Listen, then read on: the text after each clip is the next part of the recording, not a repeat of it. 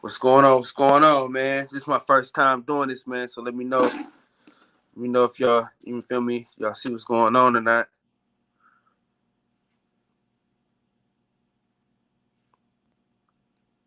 Put something in the chat. Let me know what's going on.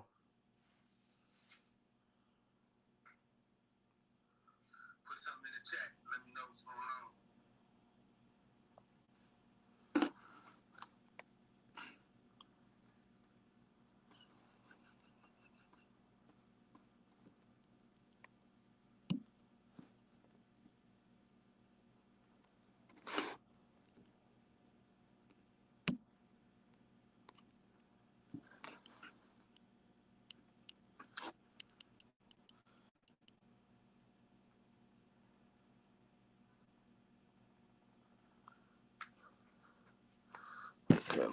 Okay. Hey, Reg, how do I get you on? DB, what's happening, man? What's going on, man?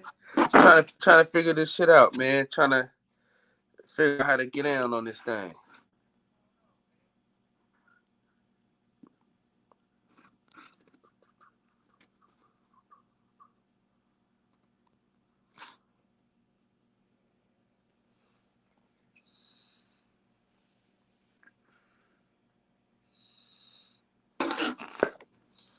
Man, trying to get this together, man. Y'all forgive me, man, for this.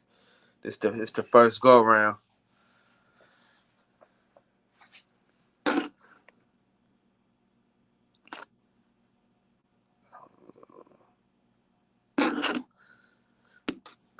Let me see.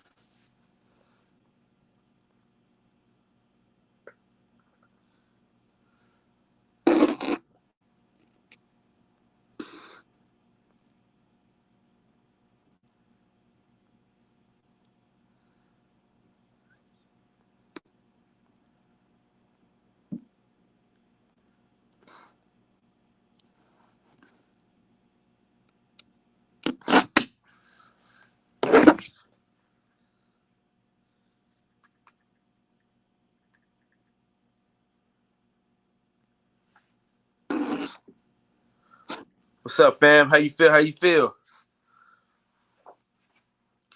Man, trying to get this thing started, man. Let me know what's going on, man. Let me know how y'all feeling out there right now. All right, here we go. All right. Oh yeah, there you go. What's up, bro? Yeah, man. So you know, man, we got to argue today, man.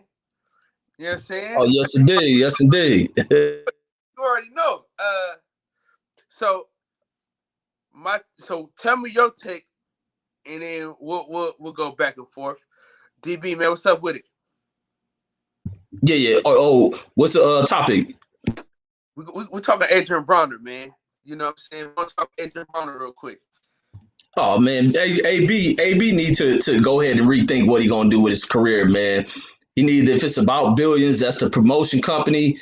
He needs to step aside and start promoting these fighters. That's the thing AB needs to do because his career is about done. He can go in there and get a few more paydays, but he's gonna have to humble himself down because he's no longer a, what would that be, a frontline attraction anymore.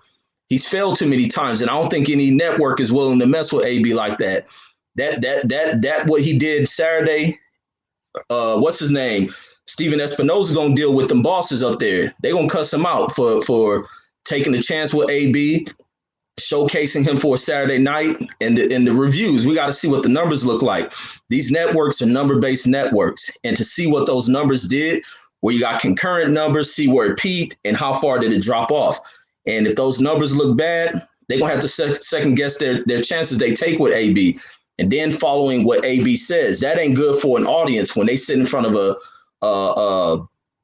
the microphone, even though it's supposed to be on a cable network and they don't, solicit what kind of language you do, but it's only so much a network gonna deal with this dude constantly disrespecting people. He needs to be mindful of the audience that he's trying to attract and the audience that's out there.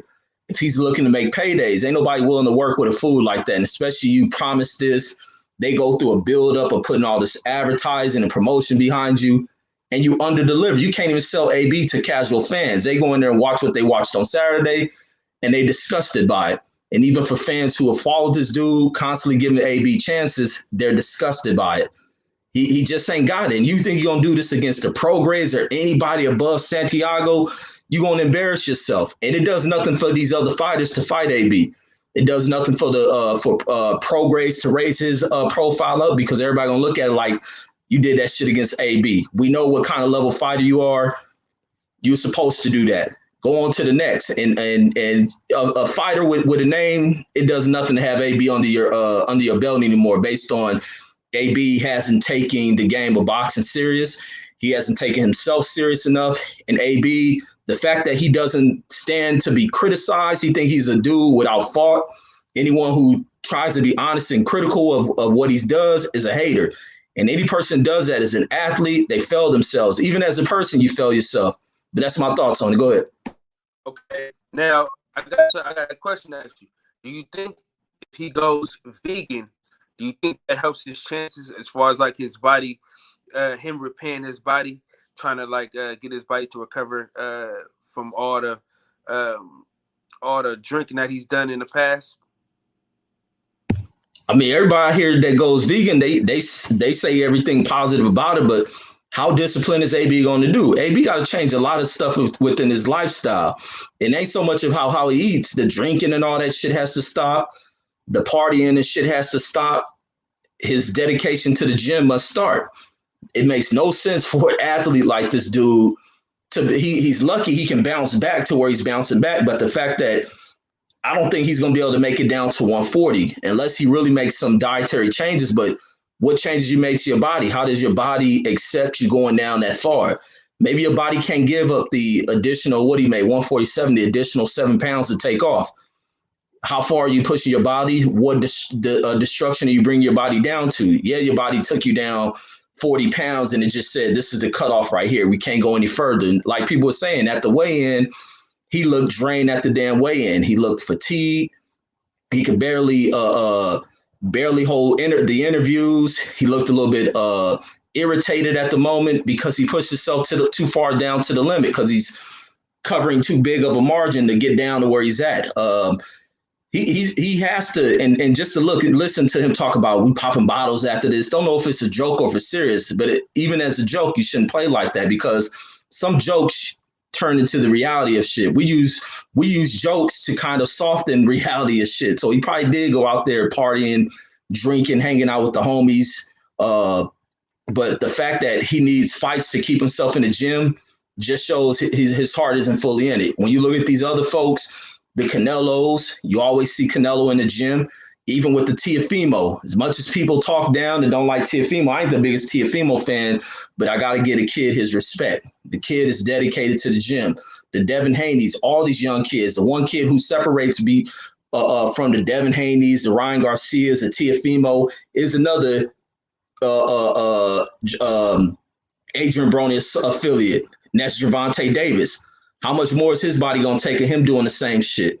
These dudes have to take the sport serious and health and everything, diet and all that shit serious before your body hits a limit. Your body's gonna break down. Same thing we seen happen to Floyd. You hit those critical points in age, shit falls apart. Floyd luckily took care of his body, but it's just inevitable that some shit is going to start falling apart, especially when you're in a sport where it's constant pounding. Shit's going to give out.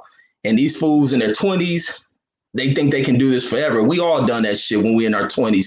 Then you hit them 30s and shit, it's hard to get out of bed the next day and so forth, on and on and on. But that's my thoughts on it. Vegan, possibly, but how dedicated is he going to be to it when it hasn't been something that's been kind of instilled? A lot of shit that's wrong with AB ain't just from AB. You got to look at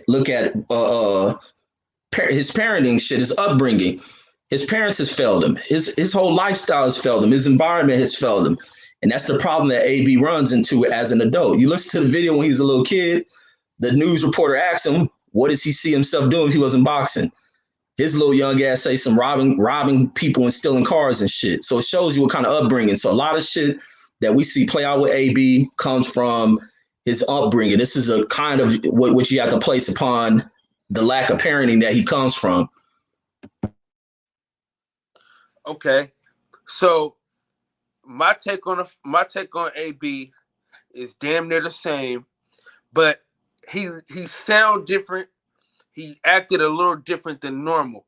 I think the popping bottles was a joke. I hope it was a joke. I hope it wasn't serious, and I'm really hoping that it wasn't serious. I'm really hoping that he wasn't that he was just telling a joke. I hope he wasn't too serious about the situation. I think AB is a great fighter. I think if he can fight those demons a little better, then I feel like he can become more. DB, what you casual MMA fan, is that DB? Yeah, that was DB.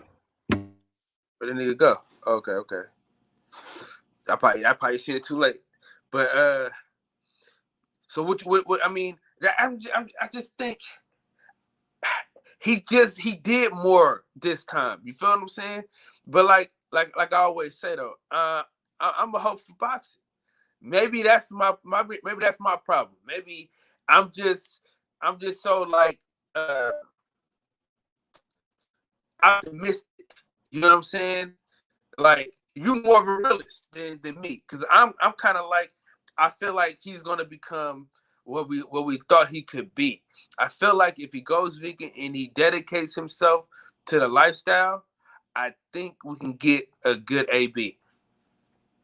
Yeah, I think that's what's the hardest part for any fan who's a fan of an athlete, especially in these combat sports. It's hard for you to be real with them, almost feel like you betraying them, and that's further from the truth. I think to keep things real is to show someone you love. That's like when your mom and shit used to whoop your ass and shit, and they tell you they do it because they love you. You be like, man, that shit don't make no sense. In your mind as a young kid, you think they abusing you and shit, but the reason behind them reacting like that is that to correct a certain action and shit, and to criticize AB has to be realized as you having cares and concerns for these folks and shit.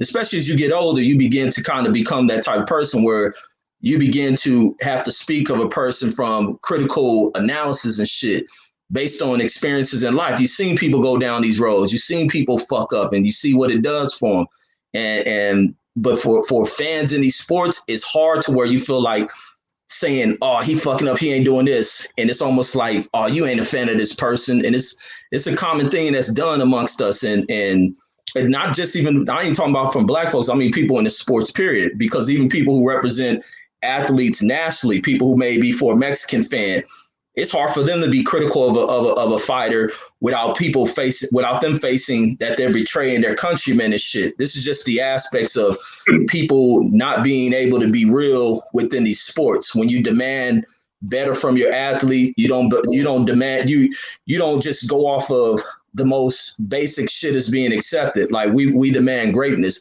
But let me pass it over to my brother DB. What's up, DB? Oh, what's up, family? How you feeling? DB, what's happening, baby? Oh man, slow motion in the ocean. Slow motion ocean. Man, listen, this conversation shouldn't even take that long. It should be really quick, right? It's what do they say the definition of insanity is? It's doing the same thing over and over, expecting a different result. That's the same that goes for the person who's performing the act, which is Adrian Broner, and then for the fans, us who's watching him do it. If we see this guy continue to have the same activity inside and outside of the ring, we expect the guy to start winning or to start changing his personal ways and his character, his persona. If he's not doing that, then nothing else is going to change. Adrian Broner could actually go out there and have a mediocre performance in the boxing ring, and it would be accepted. But when you have somebody who's as boisterous, who's as pompous, who's as arrogant as he is, he can't have that kind of performance. Does that make sense? Yeah. If he was going in there, if he was going in the ring and he put on a show and then he said, damn, you know what? Man, I did the best that I could, man. And this guy was a hell of a competitor. Yeah, eventually in the future, man, we're going to have to meet each other again and run it back. But he's got a bright future. All of that guy's fans is going to say, I like him. And then all the people who are going for Adrian Broner will go, okay, he's showing some humility. Man, we could get behind this. That shows change. Adrian Broner has not shown an inkling of that. You know what I'm saying? So we can't look at him and expect anything different from what he's been showing us for the last, 5 to 6 years or something like that. So, and just in the ring, man, he just didn't look like it. I think Fred mentioned this earlier too at the barbershop, that his face looked fat and full, even when his body was smaller, right? You can tell. I mean, I'm not sure if you guys competed, but if you compete, or been around guys who compete, you can tell when somebody's having a bad weight cut. If somebody's having a bad weight cut, their body, even though they may have a 6-pack or a 4-pack, their body still looks funny. They're still retaining sodium because their obliques are still kind of poking out, or they still have a lot of glucose or sucrose because the lower part of their abdominal area that wall is protruding. Like you can see certain things, right? His eyes look drained, emaciated. Like there's certain things that you can look for. He had a bad weight cut, and it was supposed to be 140, and then it ended up being 147, and his body still looked bad for that. I don't know where you got this from, Reg, but you mentioned something about a plant-based program. Listen, if he went vegan, I think that would do wonders for him. Of course I'm gonna advocate for that, but I just don't think that he's got that kind of discipline, because he hasn't shown that, again, inside or outside the ring, that he can have consistency with discipline. So that's just my take on it, man. I don't wish him bad, but at the same time, I kind of wish he went in there and actually got the loss, and they gave him that loss. So maybe that could have sparked something in his brain that says, fuck, I actually got to change something, because I'm going out here losing the dudes that I should be beating. But since they gave him that victory, now he's feeling, what's the word? He's feeling a sense of entitlement. Like, yeah, that's right. I got the big name. People know me. I make the money. And I deserve to have this victory because my name is Adrian Broner. And that's some bullshit. So that's my take. But the guy that he fought did say that Adrian Broner won. You know what I'm saying? And he said Adrian Broner did more than he did. He said if he'd have did a little more, he could have won the fight. But he said that Adrian Broner got him. So this is what I'm saying, fellas. I think because we're black men, you know what I'm saying, we're very critical of the black athletes, which is understandable. But I don't know, man. I think if he can take a hold of that plant-based diet, he can become vegan and really become dedicated. I really think that he could become a better fighter. But I'll be honest with y'all though, man. I don't think Regis Progress can beat him, and I tell you why.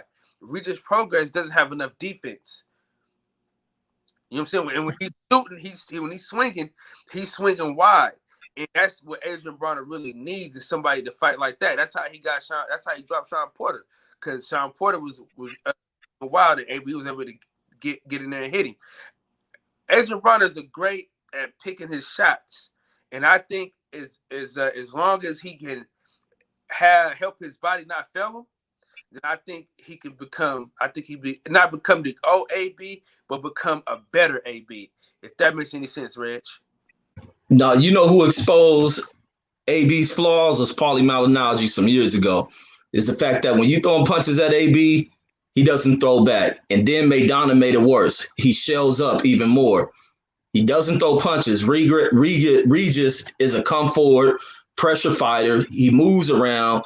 He will beat the brakes off of Adrian Broner embarrassing. And even with the plant-based diet, is just to get AB down to weight.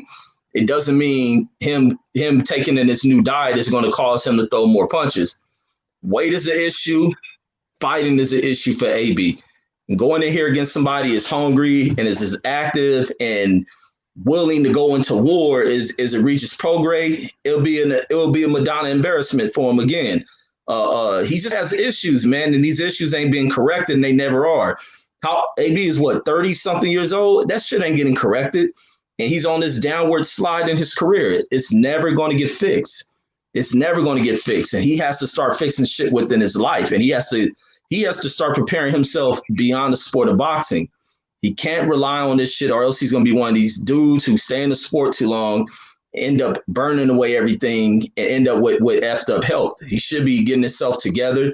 He needs his focus needs to be his transition away from boxing as a fighter, and maybe find ways of representing people. How can you represent people from a business aspect if you calling everybody bitch ass niggas and you fake and F you because you don't disagree with me? What business people will lock AB the hell up out of there. So all that about billions, promotional company, it ain't gonna last long. You in the doggy dog industry. This industry is all about networks and building relationships. Who's gonna work with AB from a business aspect?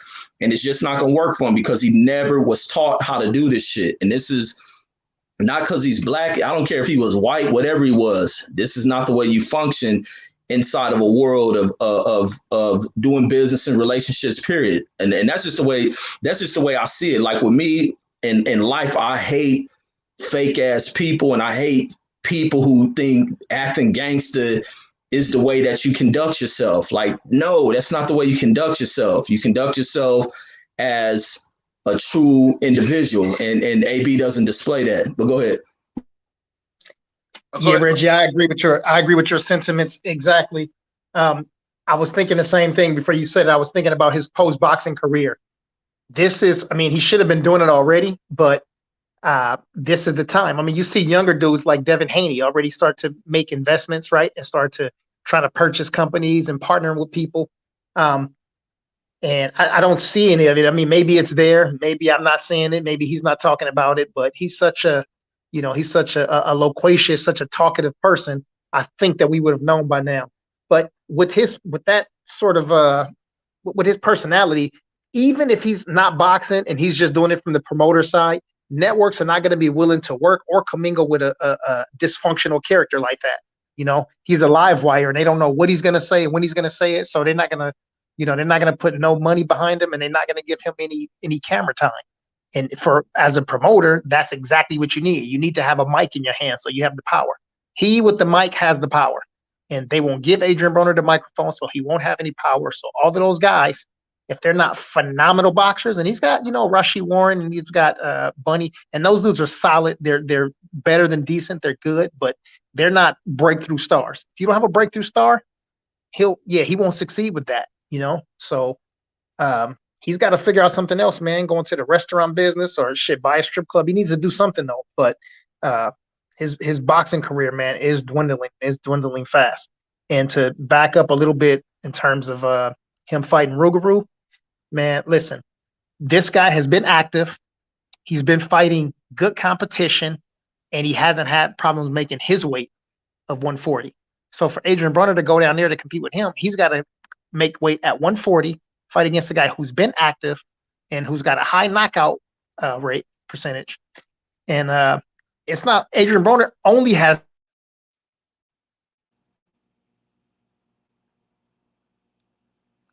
DB, you muted yourself. Damn. Sorry about that. How long was I muted? Start back with the restaurant. Okay. No, I was just saying in terms of him, my bad. In terms of him fighting against Rougarou, I was just saying. Say it again. No, I was saying, yeah, you talking about Regis progress. You said yeah, he didn't have problem making his weight. Yeah. So Regis has been active. Regis has been making weight. Regis been knocking dudes out. He's been in there with tough competition. Adrian Broner has done all the opposite. He hasn't been there with stellar competition. He hasn't been active. He's got problems making a weight, and he's not in the ring. Again, I don't want to just say he's not throwing punches. He's not putting any offense together. Fuck just throwing punches. I mean, you can use your defense as an offense. I mean, look at Guillermo Rigondeaux, right? Look at, damn near all the Cuban fighters, right? They use their defense to turn it into offense. And I think even Terrence Crawford does that. He's got his defense that he used to make his offense happen. AB is just not those dudes, so we putting too much stock in him. It's got nothing to do with him being black. You know what I'm saying? Because I think Reggie mentioned this earlier. He doesn't represent the black community like that. He represents niggas. He represent, the gutter, and he think it's cool. He wants to put on for his people. Now you can put on for your city, but you don't got to be a nigga while you being black. So Okay, Go so ahead. now, Yeah. I got a question for you and Reg. Now, do you think that with him being the way he is, that he can be the next Don King? And in terms of setting up big fights and selling them. You know what I'm saying? Because Don King was able to put people together and then sell the fight, make it more than what it was. Kind of like how AB does with every fight, where it's like he drags us in, brings us in with the okay, I'm back this time, I'm knocking this nigga out, I'm getting rid of him, and all this stuff. Do you think he had that same energy with being a promoter? Reg, if you back, Reggie, let me jump on this one real quick first, if you don't mind. Adrian Broner does not have the business acumen, number one, that Don King has. He doesn't have the ability to communicate the way that Don King has. And AB is too honest.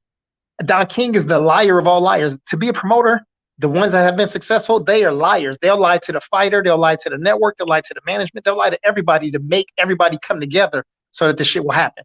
Adrian Broner's too honest, and he won't do that. So he'll be honest to a fault. So no, he cannot and will not be another Don King. Go ahead, Reg. Yep, you said it. You took the words just what I was gonna say. We're gonna say the same thing. Is the fact that he doesn't have it.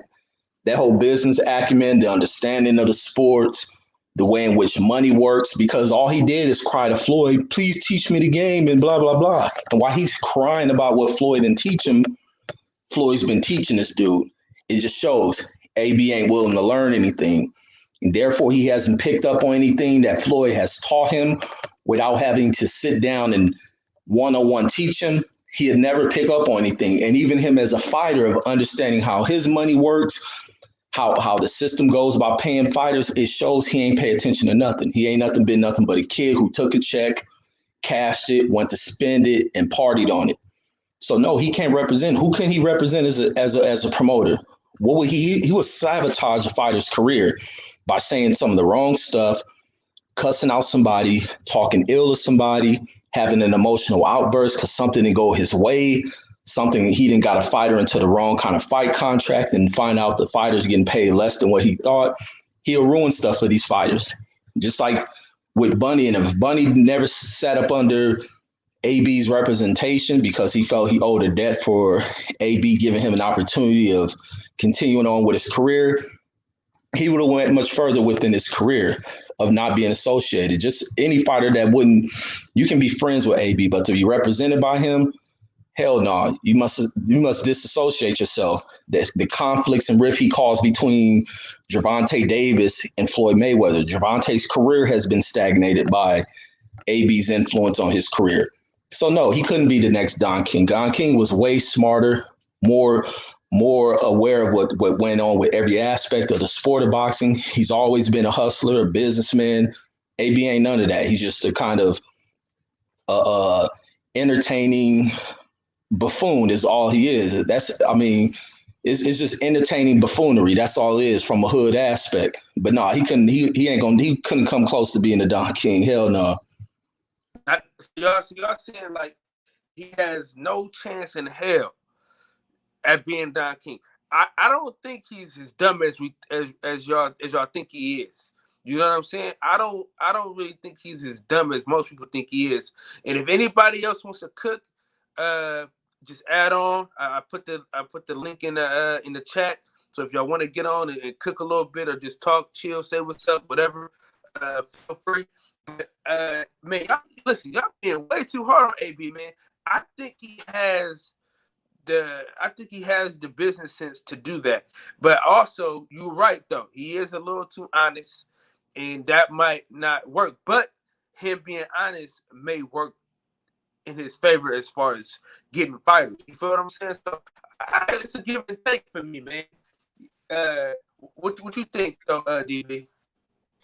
No, he needs. I mean, if he is to have some success with this, he would have to have representation the same way how Al Heyman is the buffer between Floyd Mayweather, because Floyd doesn't have it, right? He's not that person, but he's got representation.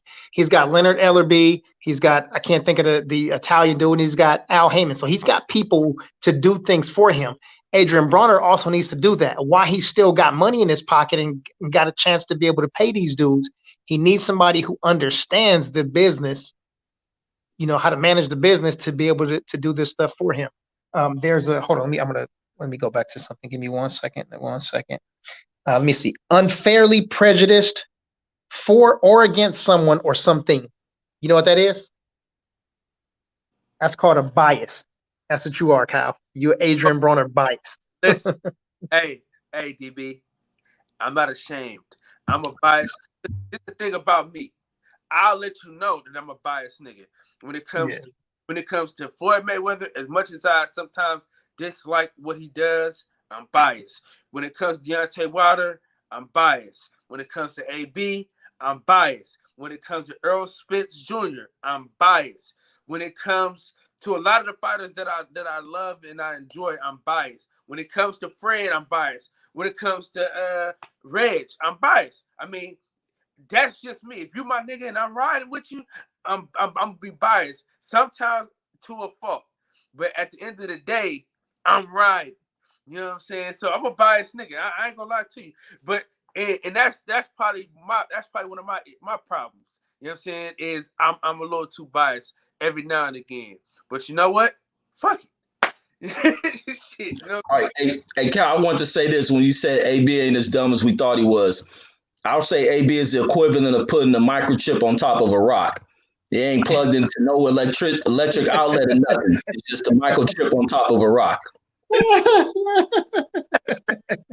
Man, you're so damn disrespectful, bro. Listen. Go ahead. Hey, are y'all gonna be on here for a while? I got some company real quick, man. She gotta go to work at 3, so I gotta, I gotta make a quick exit. But hey, D, all right. I'm being on, so you know what I'm saying. Reg still teaching me how to work this thing, man. I'm still trying to figure it out. Yeah, Reg. Yeah, that's the dude you need to get it from. He's the pro. Yeah, man. But yeah, if y'all gonna still be here in a little bit, I jump back on. But let me let me jump off for a second. All right.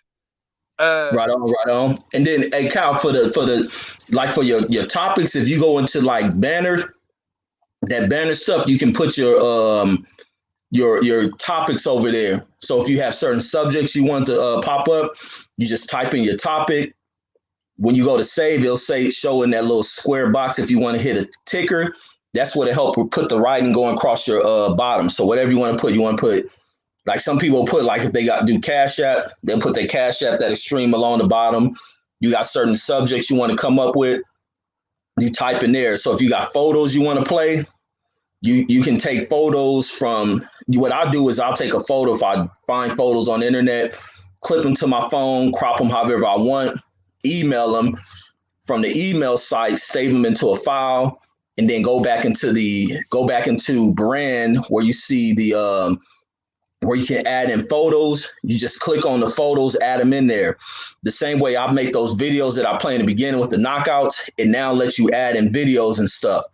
So if you're sharing something, like if you say you want to pull up a site and you want to share it, you hit that share screen. When you hit share video, you go to the Chrome tab. If you have it open in the tab, you hit tab, press whatever tab it is, and it'll open so you can display whatever you're trying to talk about if you're showing it in the video. And then, yeah, this StreamYard. Man, you had to do a crash course. Like I'm gonna just do it like a fake live, and we're gonna have to just do a crash course. But I'm gonna figure this stuff out. Man, hey, listen though, on the real, man, I really appreciate you though, bro. Like for real, man, because a lot of this shit, man, I did not understand. And when I started going live with you and you was adding me on, bro, I really appreciate that, Reg. For real. Oh, no problem. You're welcome, bro. Man, that's just the way I am, man. It was shown to me, and I'm all about helping people out, man. I ain't a selfish type. I ain't a attention-seeking person. I ain't the person that gotta be the front of shit. I believe in teaching people because you may find somebody better than you. So I don't mind people being better and passing on. So I always teach people shit. I'd rather be a teacher and a student at the same time. So that's just me. Hey, D Hodges, man, it's your time, man. Let us know what's happening. Now, I just want to introduce myself. I'm D Hodges, LDBC all day. You know what I'm saying? Everybody know who I am up there. Reggie's my main man. I'm a good dude. And I just subbed to your show. I didn't even know about you till Fred said it, but you definitely got a down one with you. For sure, man. Appreciate that, man. Hey, everybody's welcome to get out, man. I'm one of them dudes, man, where we're gonna have a good time, we're gonna laugh, we're gonna chill. The drama though, I don't really like too much drama. If we're gonna debate, we can debate, but I don't, as far as people calling each other out their names and stuff like that, man, that I don't really fly with. But it's Mute them or kick them out. Mute them or kick them out. That's what you do. I be telling Reggie the same thing when people get over there disrespectful on this show. But Reggie's so nice, he don't block or kick people out, and they be talking reckless. And I want to block him, but I can't because he didn't say block him. See, I respect my wrench. You know what I'm saying? I don't block unless the person tell me to block them. Other than that, I don't block nobody. How do you give out wrenches too, Reg? So I can start, you know what I'm saying, handing these out to the. Oh, so No, it's just I started with Blue Blood first. Blue Blood is the first one that put me on to this whole LDBC thing. I went to Blue Blood show, and then he'll tell me to go subscribe to a channel. Then I'll go, and I end up coming to you from Fred. He said, go subscribe to my boy. So if somebody say go subscribe to you, I go subscribe. Even if I don't like your channel, not you in general, but I'll still give you a like, you know, and say what up and leave. But yeah, Fred put me on, and definitely down with you, bro. For sure. Yeah, man. Yeah, for the wrenches, for those wrenches, you pull up YouTube on your phone. So you can't do it through StreamYard, so you have it open on your phone. You go over there, you just press on the name, and it'll show add mod, and then that's the way you add them. Okay. Man, this nigga Reg gonna give a nigga a crash course, because I'm trying to rinse some niggas up real quick. So I just click on their name or something? Yeah, once you click on the name, you'll see those options, and it says add mod. Just hit add mod. Okay. Oh, but believe me, I done had wrenches taken away. You know what I'm saying? I don't know why, but I done had a few taken away. So if somebody's getting disrespectful, you can always take that wrench. Always take it back. And then me, like with me on mine's, like what reason why I don't, you know, some people be, oh, you got these people on your show. Me, I don't do all that censoring the people. And when we have shows, the shows end up turning out cool to where people may have beef on another channel. They come over there and the conversation's smoothing out. Even people come on there off top on ignorant shit. There's ways you have to smooth it over, and those conversations are always smoothing out. Even if they start out crazy, they smoothing out, and then pretty soon you can have those same people who may have talked ill to each other to work their shit out. And I believe in that shit. You have to have people to get out their disagreements, but not to fuck over your show and then, you know, bring them back, because some people add dope perspectives to everything, and that's what I'm big on. I like hearing people's perspective on shit rather than me, because I don't think I know every fucking thing. Some people may think I do, but shit, I ain't a stupid motherfucker, so I'm gonna talk the shit that I know. So, but I like hearing other people's perspectives on shit. Hey, Reg, do you remember our first conversation, bro, on Fred's show? No, remind me. Oh, the funniest shit ever, bro. We was talking about niggas and the difference between a nigga and a black man, right? And we was talking about how niggas we talking about how like how niggas that sell drugs and all that stuff in the hood, or rob an old lady or something like that. And we were seeing like which one was worse, like somebody not getting back to the hood or somebody robbing the hood. You feel what I'm saying? And hold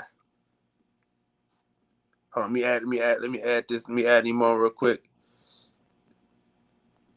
Yeah, you were saying like, so then you was like, man, so you must be damn, what, I forgot what you said, but it was hella funny. But I was like, nigga, what? Basically, you were saying like, you like them niggas, huh? You wanted them niggas, huh? Like you I'm like, man, bro, but it was hella funny because you was on the phone, we was both on the phone, and she had short hair, bro. You know what I'm talking about? Was it not Monty? Was it? No, who had short hair? But it was a minute ago though, bro. And me and you was going back and forth on the phone about the Bloods and the Crips, like gangs and all that stuff. It kind of refreshes my memory as you go along with it, because I remember having some of those conversations, because I think we show too much respect and passes towards the ignorant hood shit that we influenced by. Like most of my main influences of people I look up to is gangster motherfuckers. but it's an aspect of them that when I look at them, because I've been knowing these people since I've been a child, so I can't hate them. That's almost like a child who loves an abusive mother, a mother who abandoned them. That's the type of shit it is. Like when I talk about, I know like original gangster motherfuckers who they write about in books, who you hear when they talk about the original Crip history and shit. I grew up around these cats. So a part of me where I have a love for them because they protected me growing up and they influenced a part of me, but not to where I display this ignorance, because a lot of that shit they were about is self-hate. So, but I see throughout all Black communities, we praise and we try to glorify being a hustler, selling dope and shit like that. And I think that shit has lost us. So that's why I probably like having that aspect, because a lot of people glorify the bullshit aspects of who we are and where we come from. To being a dope dealer is some cool shit. Being a dope dealer is some fly shit. And we portray that shit when it's really what's destroying us and shit. And even the folks who I look up to, they my peoples, but even in my 20s, I look back upon it and it's like, damn, they did a lot to fuck over everything. A lot of what we don't get in LA and like South Central, that gang aspect has fucked over a lot of that. And where I'm from, man, I have to be cautious about walking across the main street because it's an enemy neighborhood.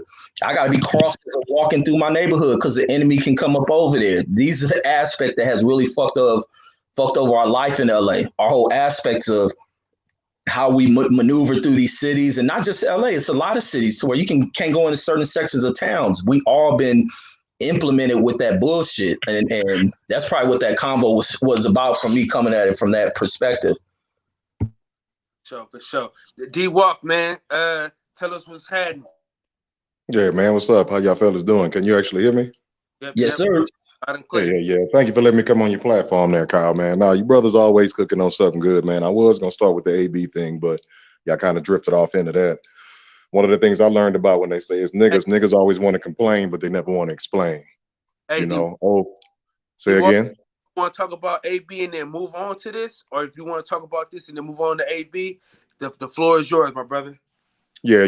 Like I said, I was going to go ahead and stay on topic. With AB, man, I know, just speaking from my own experience, like you say, being from the hood and all that, man, when I first started trying to make myself, quote unquote, better, man, you had that battle in your head like you're not keeping it 100 with your folks, the ones that brought you to the party type thing. And you also think that, being better is something that's white.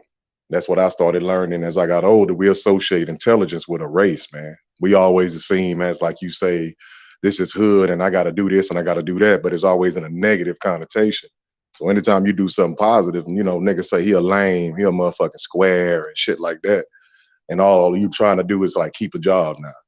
Or, some of the folks you fuck with, man, you're going to wind up in a dead end. It just is what it is when you start seeing things differently. But like I say, what they always say, when you know better, you do better.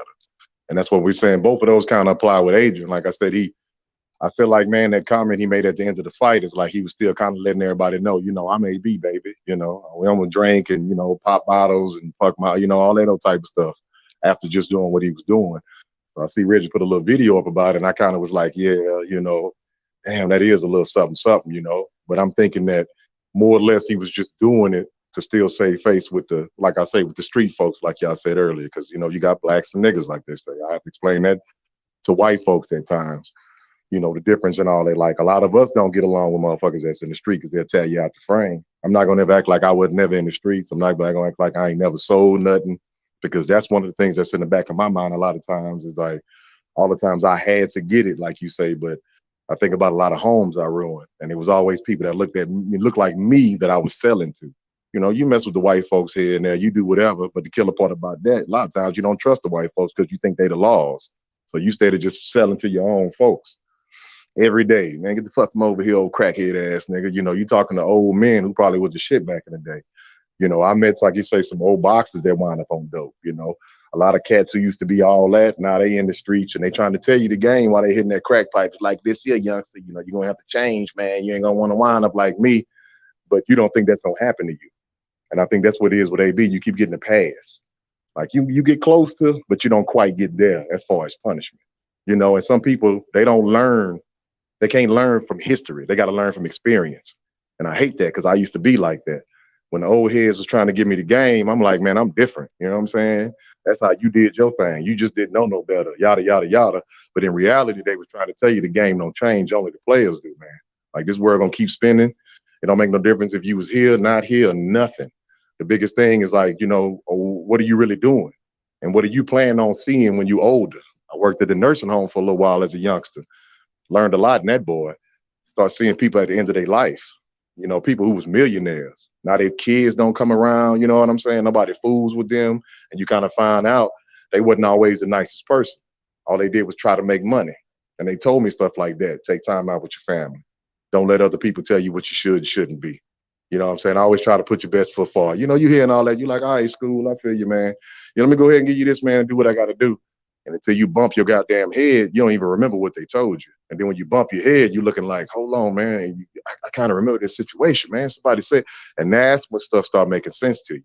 But you got to go through a level of maturity too, because when you're still young, you chasing women, man. You try to act like stuff don't bother you, but your ego is still on your head, bro. You're worrying about what this cat called you at the store, about what they did over here on the block. Like Red said, you can't even go certain places, town because of some flag you're supposed to be representing. And what the heads always say, dying behind the block, you'll never own, man. So ignorance is like, I don't want to use the worship, you know what I'm saying? But it's like with us, we feel like anything associated with intellect a lot of times is them folks. And you sound like a motherfucking white boy, bro. Coming over here talking and, all that old type of stuff. But those are the things that's going to help us better our station.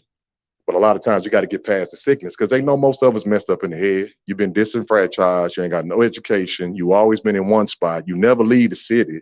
Like some people live and die their whole life on one block. So they can't see stuff, They don't believe in it. They don't have no hope. So it's like, that's them, and I think AB still kind of got that in his head. Like he talented and boy, nice, man. He done came up out of the hood too, though, kind of doing it his way. So he figured like, fuck it, I'm gonna keep rolling like this here. These niggas don't know, you know what I'm saying? They don't know what I'm really going through. And when y'all say stuff like head trauma, CTE, drugs and alcohol, yeah, you don't even know you sick, man. I know plenty of cats that's on that. They just don't even know they sick. And you don't know you're sick until you stop. Like sometimes, you working all the time, working. You don't know how tired you are till you actually take a break and be like, damn, you passing out watching the TV. So a lot of times you need to step back. And it's the people that's around you, like you said, who's going to have the nuts to tell AB, come on, man. Because what's going to happen when he just smash up against something? And then we all talking about, man, you heard about AB, man? And I don't want to say nothing bad about him, but that's how these stories tend to end. And then the folks around will be like, man, I wish I would have pulled him to the side, but you was worrying about your money. He's worrying about being, part of the entourage and stuff like that. So you just selfish. And that's another one with us. We all about how does this affect me? That's what I'm on. What is this going to do for me? Because right now, AB keeping my lights on, bro. You know what I'm saying? Stuff like that. So it's hard to try to tell him something because you still need for him to go get in the ring and fight. So you care about him, but you also don't care about him enough to tell him anything.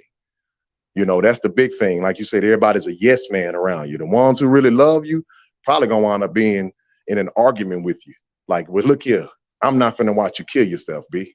I'm just not going to do it. So if I can't be in your presence, man, I wish you the best of luck. And that's hard to do because I've had family members do it for me when I was out there running the streets, doing my thing, thinking I knew everything. And I had the gift of gab too. So you couldn't tell me nothing. I'm thinking that I know everything until I ran up against a wall. And that was my blessing because a lot of guys tap out. They're not here no more. Like straight the hell out. They're not here. They locked up. They dead. You know what I mean? And it's the same damn story. And then the next generation come. And now you older, you done made your mistakes, you done sat down in jail, you done all what you did. So now you're trying to tell this youngster because you see it. You like, man, this little dude finna do the same thing as me. Same time you don't want to say nothing because you feel like, like with AB, he gonna click on you. And sometimes, now cats pull a strap on you. The youngsters now, we ain't talking no more, baby. I'm trying to lay you down. That's all it is because my pride, you said something to me.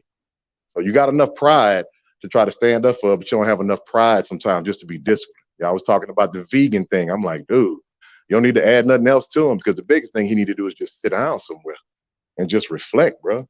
He needs one good person around him just to tell him something because you're just tired of seeing all of us with so much damn talent, bro. And you go through hell to get where you at. Like you said, this the hurt game, man.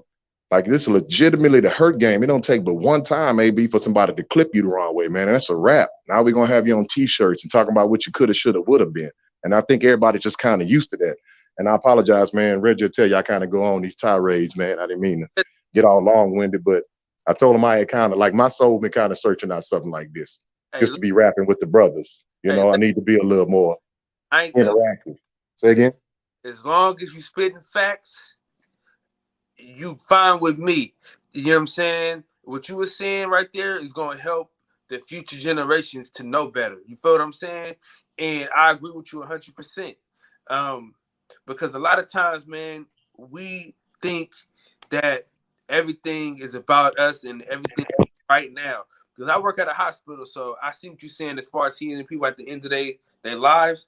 Yeah. People don't understand, man, like people with dementia and stuff like that, man. People just leave them in the hospital, man, and just get on with the getting.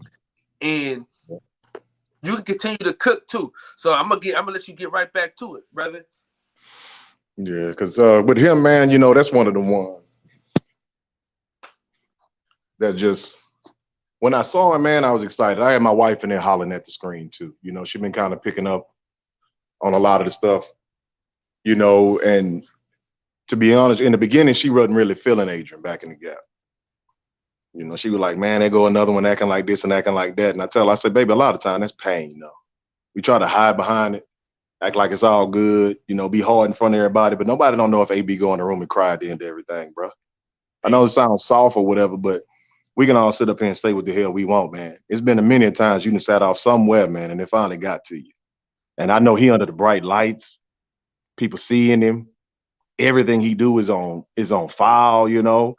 So he got to deal with that. So that help you posture even more. Oh, it ain't bothering me. You know me, AB, always, you know, making all these little lows, and it's just a way to cope. And then eventually either you're going to just break the fuck down and fall all the way off, and then we're not going to hear from you for a little while. Then you're going to come back and hopefully have a good story like you got your life together. Or like I say, you're just not going to be here.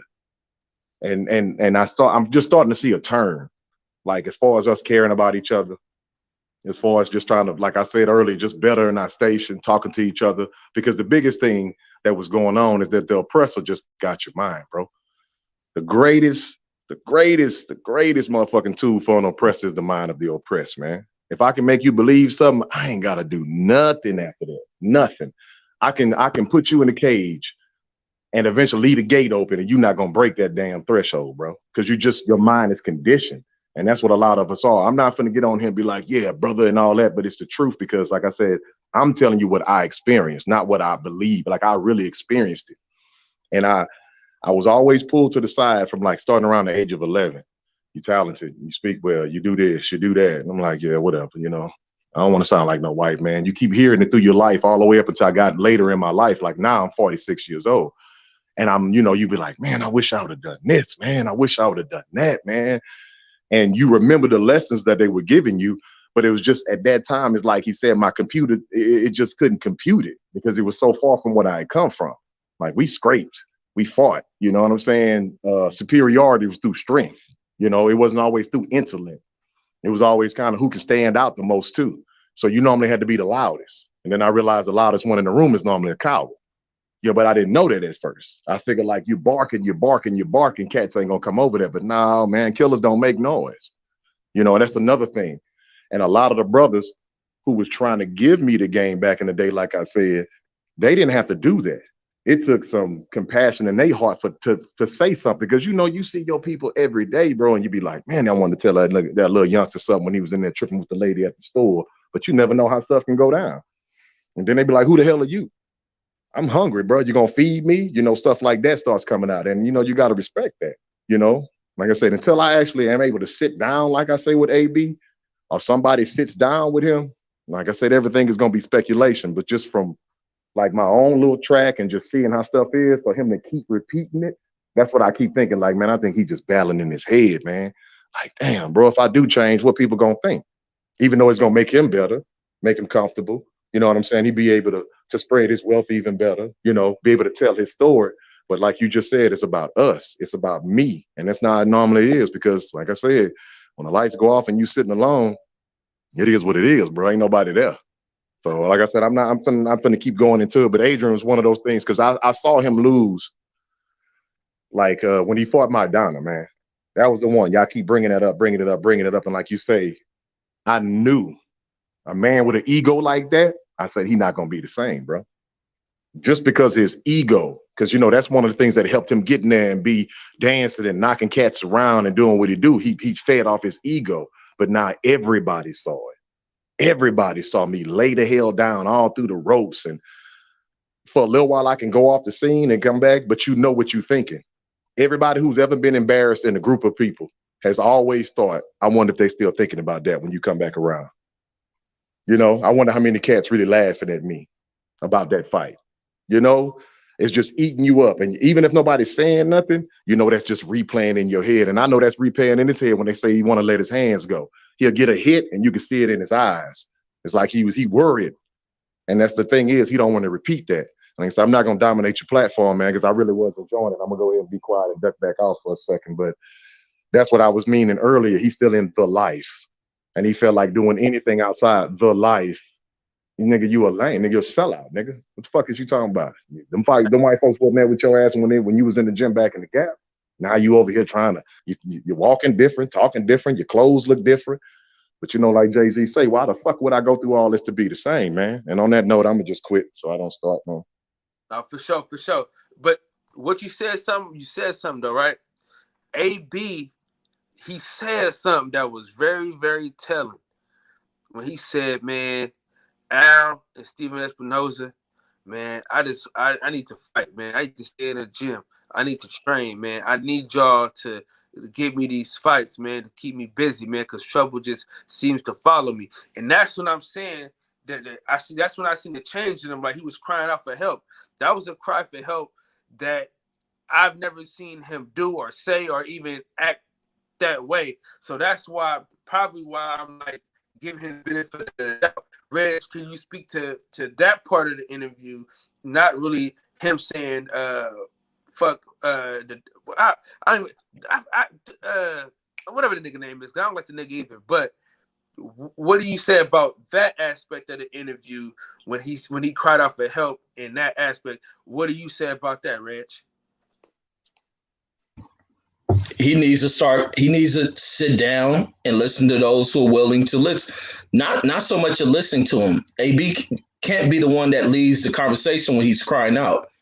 Because some people who cry out just want to hear all the right answers. Not all the right answers. They want to hear everything that sounds right to them, what they want to hear, but they're not willing to accept what needs to be stated. And when you're crying out, you have to listen to those who are willing to give you that information that you need to damn hear, even if it's painful for you to hear, for someone to tell you that you're effing up. That's what AB has to be willing to accept, and before he can accept any type of change or any type of therapy from anyone, he has to accept the fact that he has a problem. He has to admit to it, that there is something wrong, and he's willing to change it.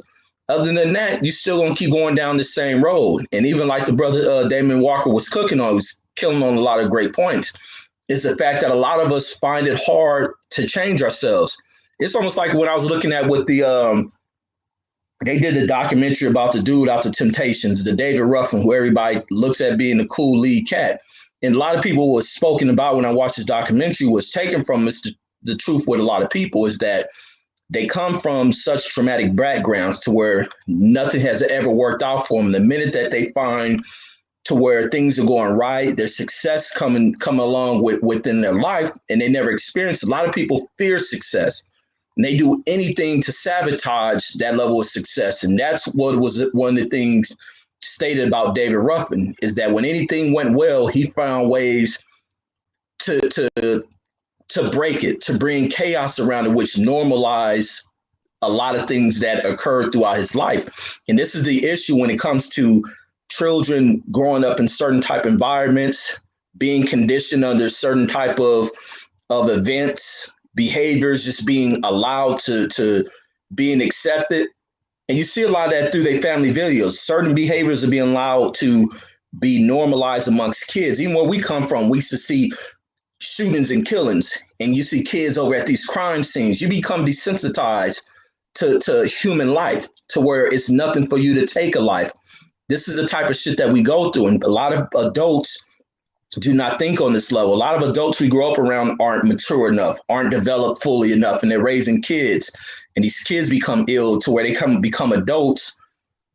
They're trying to figure out how do they go about bettering them lives. And like the brother was saying, AB, when he leaves and he masked by having this persona and then this, making people laugh, a lot of times that is to mask certain behavior. He goes along, and AB is definitely crying to himself. He's definitely sitting there crying. And the problem is he has too many yes people around him. Even his coaches are yes people. Many he had Cunningham around there who didn't play that shit. And that was probably the best thing AB needed. You don't see him around. But that's my thoughts on that. For sure. D Hodge, give me something on that. I don't really know. It's just I just noticed that like when people get money, they get different. Like especially like see, I noticed the people that grew up around money, when they get money, it's like nothing. But I noticed when them like Allen Iverson. I'm not bringing it to a new sport, but like he had everything in the world, but it's like he got all that money and he's a hood dude. So now he's going there, and I'm pretty sure a few people flood the hood. I ain't gonna lie. They put their brother on. Yo, here, take this pack real quick. Here, go do that. Yo, get yourself right, pay me back. Like, a lot of black people don't use our money positively, though. Not everybody, but most. We want to buy grills and cars, $100,000 cars, instead of donating something to a community center, a health center. Like, we don't know how to really use our money in good ways. And people don't understand those could be tax write-offs. If you donate this to that, you get the money back and you still look like a good dude. A lot of people get money and just like completely forget about everybody. And then when something go wrong and they lose all that money, now they want to come back around you. Like, dude, don't come back around me, dude. Go on and be broke. You know what I'm saying? Like, you just got to spend your money properly, though, and make sure you always help your community. That's it. Because even if you're a piece of shit, you help your community, they still look at you in a good light. That's how many dope dealers are the man right now. Because even though they're selling all the hood drugs, they still taking care of the hood. So it's all about, you got to balance, you know what I'm saying? And it's just once a young black man, especially being as rich as he was, as young as he was, we all can't say what we would have did with that money at that age. Millions of dollars, and you're just hitting 21, 22, got millions. Who knows what we would have did if we had that money? So I don't knock him. It's just now he's almost 40. So now you got to get that shit corrected and figure out the rest of your career, because you're not no young man no more. And in my opinion, I don't care what nobody say. Niggas could block me, not like me. He lost that fight. That boy Santiago got robbed. Santiago was whooping his ass for all them rounds, and then come the decision. AB, I said, what the? And I'm an AB fan, but he lost that fight. And then he's stupid because even if you're going to do that, you don't say that in an interview. I tell stupid niggas that all the time. Even if I am going to go fuck a prostitute after this fight, I'm not going to get up there on camera in front of people and say it. Even if I am going to go pop this bottle of $100 Remy, I'm not going to say it in the interview. He said too many bad things in that interview. And I like the other guy because he was so nice. He didn't even say he got robbed. He said, yes, I was in there with the better man. He won. And if that was me, I would have been cussing. Like,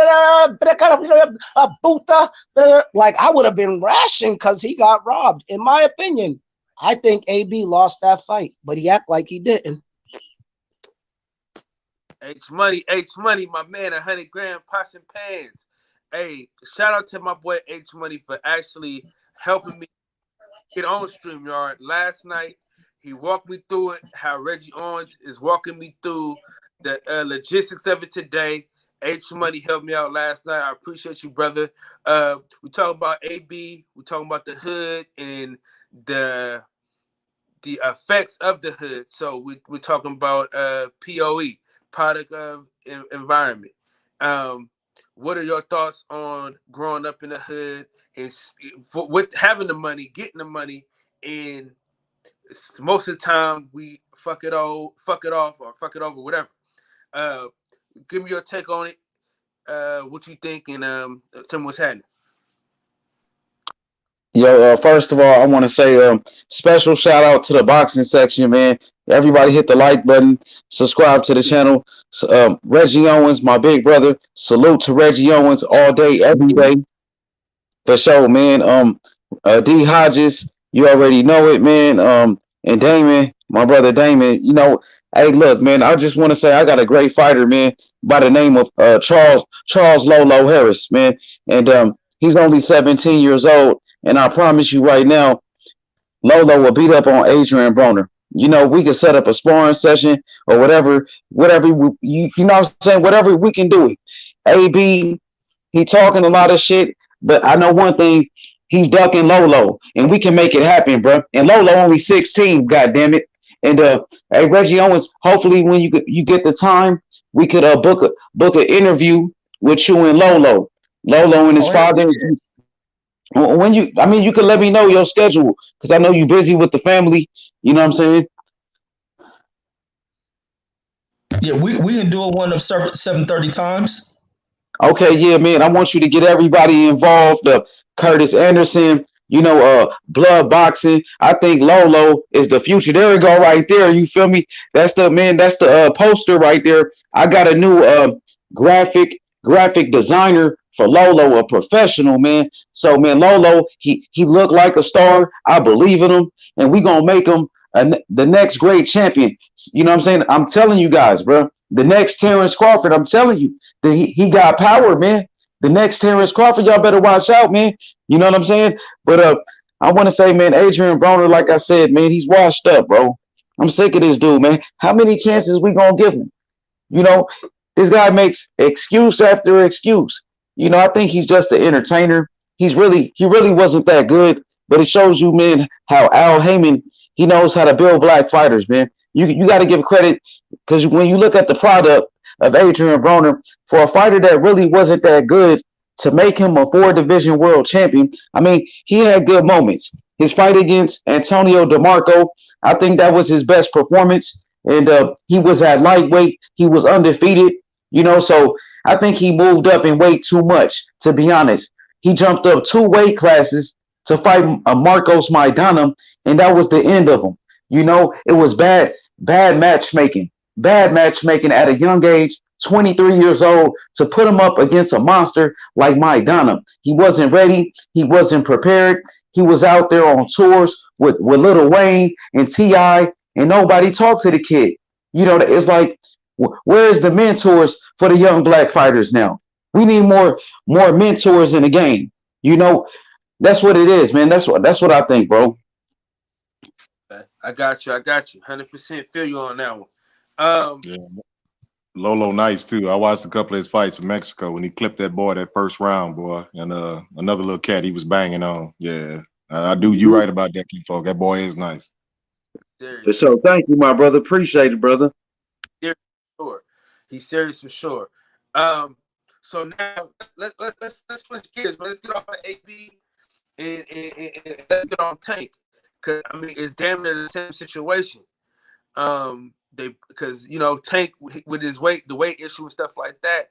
I had Tank Jones on my Instagram live the other day, and we talked as far as he was in that sparring session, and he said that man really went 20 rounds and went hard. Now, do you guys think that Gervonta Davis, can he stay focused? Do you guys think that he can stay focused and become the fighter that he's going to be? Or do you guys think he's going to go down the same lane Adrian Broner? Reg, I'm going to start with you. Man, I hope he can go down the lane. I'm still up in the airs when it comes to Gervonta, but it just depends on who he surrounds himself with. Where does he locate himself in? Sometimes it's best to get away from that environment. Him wanting to stick around in Baltimore could be the worst thing from him. Sometimes being too close to your comforts when your comforts is always provided nothing for you. Sometimes you got to get away from him, get a new change of scenery. And that's what Floyd has always tried to give him, that dude. Get him the heck up out of Baltimore, bring him to Las Vegas. Las Vegas is a town for fucking fighters. You're in the sport, you're a fighter. This is where you should be at. This is where you're putting on events. You're a Vegas level fighter. You ought to be out here. The environment in Vegas is different. That's one of the reasons why I live out here. Vegas ain't nothing like LA. Vegas got a section of town which if you want to find some hood shit, you go over here on a certain section of town. But other than that, it's a slow environment. If you're looking for entertainment, it's the entertainment capital of the world. There's many levels to what Vegas is. And Vegas is a place you can just come out here, chill. He's in an income bracket to where he can live behind gates. He ain't got to deal with riffraff. He ain't got to deal with people popping up to him because they have to come through gates. They got to have codes in them. But he in Baltimore, as soon as he finished the Leo Santa Cruz fight, what happened? He went to Baltimore. A car accident happened. His name attached to it. Somebody get hit. They talking about a hit and run. These are the problems he associated himself with. His friends got to change up. If they want to be around him, they care about him, they got to change up their activity.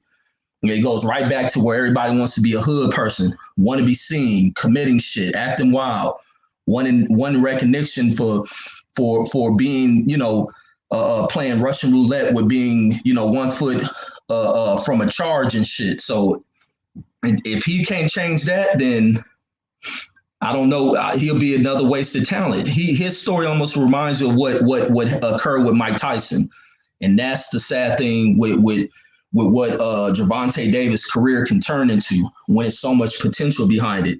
And he's just gonna have to find it. He has to find himself. He got that daughter. Hopefully, she can cause him to focus, and he just stay in tune with the sport. Because on the other side, I mean, Gervonta's probably a good kid, but he's a kid who when you hear his story, you got to factor in that, man. These kids deal with stuff that they keep internal, and it displays itself by some of his actions, the way he responds to certain things. But he just got to find better association, or his associates have to change up. Because if they care about the dude, they'll change their ways up and tell them, man, this ain't the place you want to come with us. We gonna be over here. You stay up over here. That's what real people do for cats they know have potential. I know when I was growing up and we had cats who had potential, the cats in the street be, what you doing up over here?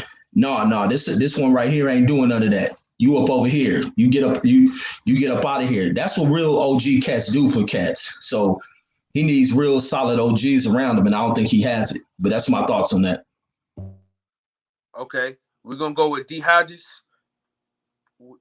I don't know. It's like, it's all about his life decisions. You know what I'm saying? Like I said, he's not getting no younger. So he should be like super rich. Like, how are you AB about billions and you're owing court? You're owing child support. You owing all that and you about billions. How are you about billions, but you owe the world? Like, he's stupid. Should have invested his money wisely. We talking about Tank. We saying is Tank gonna go down that same lane as Adrian Bronner, or is he I don't think so. Because I really think that's why he been doing better, because Floyd ain't playing that. Right now, Tank is Floyd's cash cow. So I know Floyd ain't, because when AB was his cash cow, it was different. But once AB went too far off the wall, that's when Floyd said, damn, I can't do nothing with you. But I think Floyd ain't going to let Tank do all that, because right now Tank is the cash cow. So I think Floyd's going to correct him. But like I said, they need to stop doing all this drinking and driving and all that stuff. Like, you're not DMX. You know what I'm saying? Niggas be trying to be DMX. I'm out here, nigga. All drunk and driving and crashing and hurting people. So it's just, he could do it, though. He's still mad young. So, you know what I'm saying? It's different for Tank. AB's old. He's 30-something. Tank is still in the 20s. So Tank have time to change. But Adrian Broner, he's way older, so he has a lot less time. So I think Floyd's going to make sure Tank's all right, though, because that's his cash cow right now. So Floyd ain't trying to lose Tank. D-Walk, what you got on that? Yeah, I kind of want to piggyback on that, man. I mean, I know I don't know Floyd's intentions, but I do think that he sees what this boy can be, man. Like, real talk.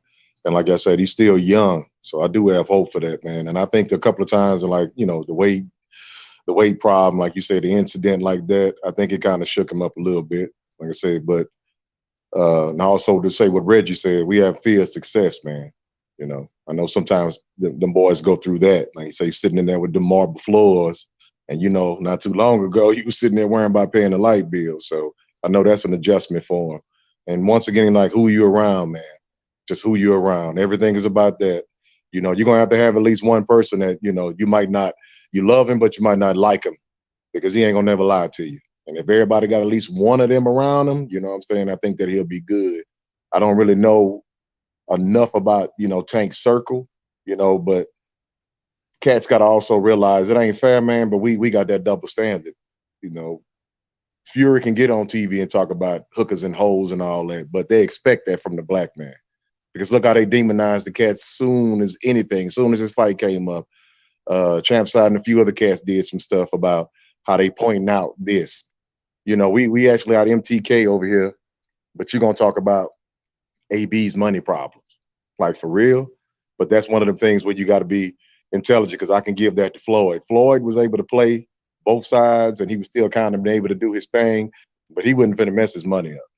And that's the reason why he is what he is right now, because he had the right person, like you said earlier. He had a buffer between him and some of the other folks, because sometimes our coffee is just a little too strong for them folks, is what it is. And what they deem hostility a lot of times, it's just how we talk to each other. But if you rub them the wrong way or make them uncomfortable, you're gonna take an L. So as long as he has, like you say, the right folks around him, and if he can learn, like I said earlier, from history and not experience, I think he's gonna be all right, man. And I'll leave it at that. For sure. And back to AB real fast, fellas. I really just want his life to be a movie for real. You know what I'm saying? I'm just hoping for a feel good story. You know what I'm saying? I just want him to be able to go through these changes that he went through in his life and just win another world title. That might be far-fetched. It might be too far-fetched, but that's a movie. You know what I'm saying? Like Vinny Paz, like the movie he had. Like, I just want to see the man redeem himself, man, and become great. I know that's probably a long shot, and ain't none of you niggas on the panel agreeing with that. But why would you say that though? No, Kyle, to be honest with you, and not to bring up Arrow, man, if he can fly through a freaking windshield, man, and come back and just look like a freaking Autobot or something, man, I always believe in people, because I done seen cats come from, man, you'd be surprised. And I know he wasn't looking like AB, but he don't look sickly, man. He looked like he may need to tune up some stuff, but he don't look sickly. He did look, the way he walked in the way in, I knew he was out of there. He was walking all ginger-like, and, he flexed his arms and all that, but in his eyes, I don't see quit. I just see like some kind of fear. Like, it's just something that's in his, when I saw it even in the ring at time, when he started popping that jab between 8 and 11, I was like, that's what I'm talking about. And he got the dude staggering back and everything, that jab nasty, and he just stopped all of a sudden. And that's the brain, because like you say, everything runs upstairs. Won't care how much weight you lift and what you eat. If your mind not together, dog, I mean, how your computer gonna run? Just period. So I don't want to dog him, because, man, I'm so tired of ripping brothers.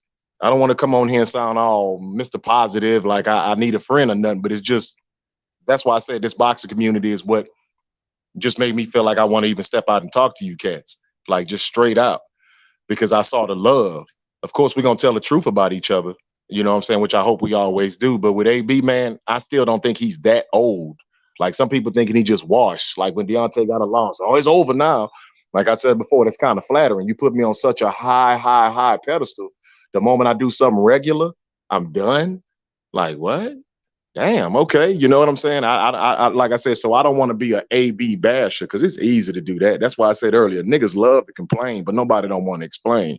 So I just wanted to make sure you didn't think that. I didn't mean to cut you off. No, man. It's all up, man. It's in the words of the great philosopher Reggie Owens. He said it's like putting a microchip on a rock. So you got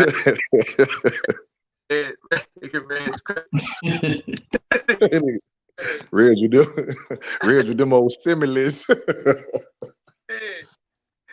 Yeah, okay. But I still see that he nice, man. To me, yeah.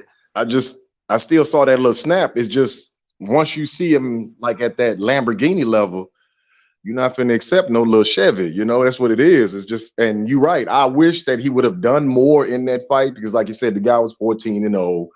You know, they gave him a little something to work with. But whenever he started pulling off towards the end, he started feeling himself and moving a little bit. I'm like, yeah, there you go, there you go. And then all of a sudden, it's like he just stopped again. And that's what I'd be wondering, like, well, damn, what did he just think about all of a sudden? Because if you just keep jabbing this cat, the dude didn't know what to do. He'd stagger back a couple of feet, go back in position.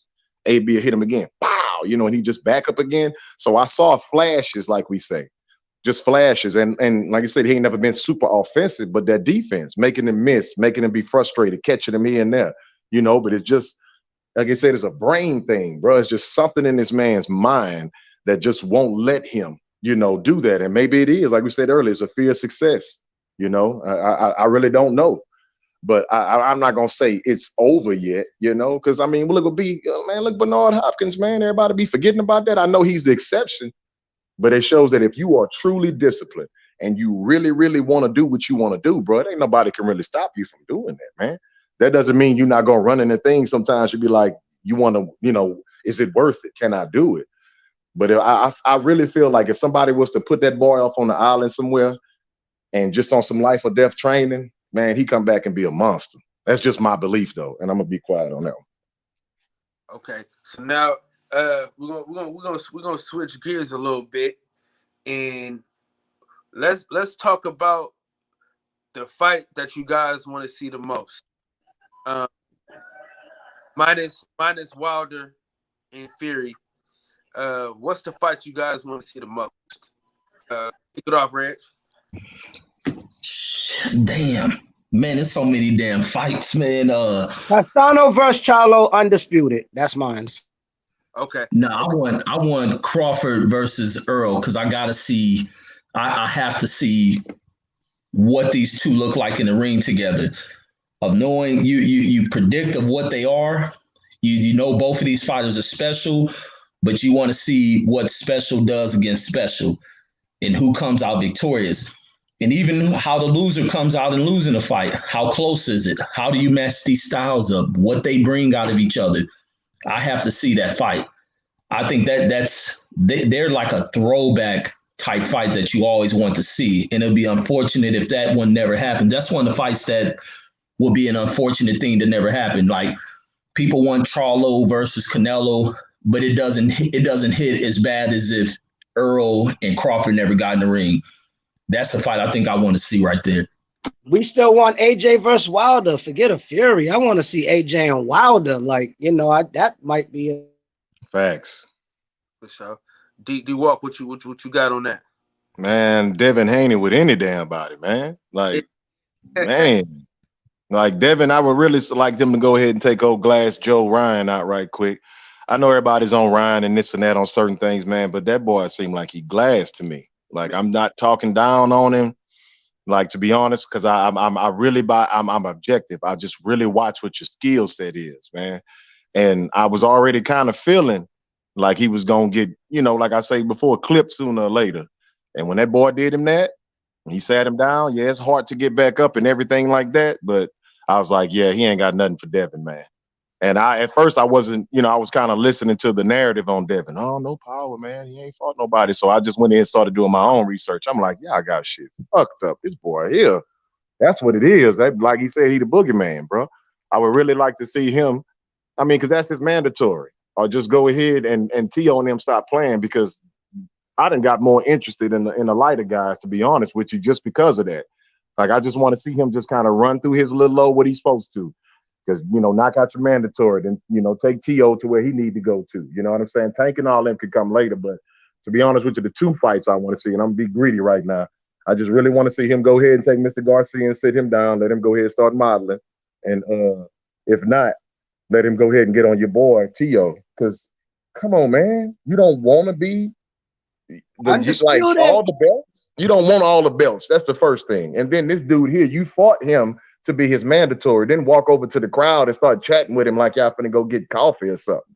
Like, what?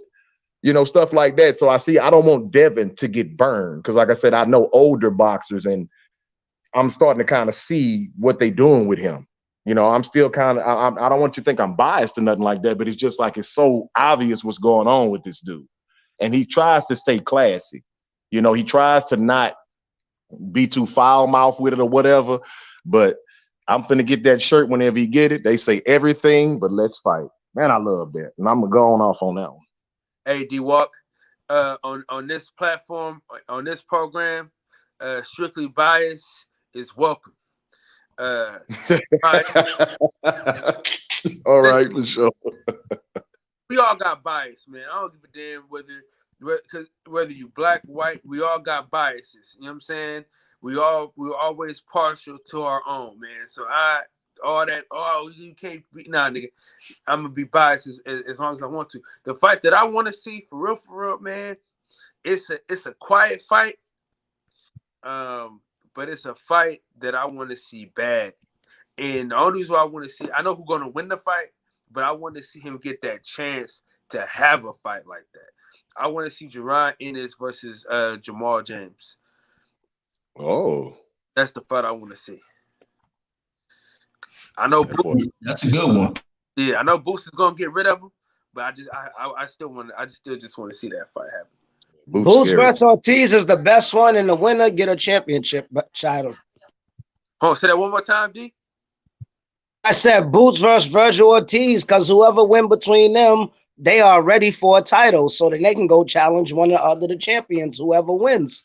Because if Virgil Ortiz beat Boots, he's ready. If Boots beat Virgil, he's ready. And then after they fight, whoever gets a chance at a title.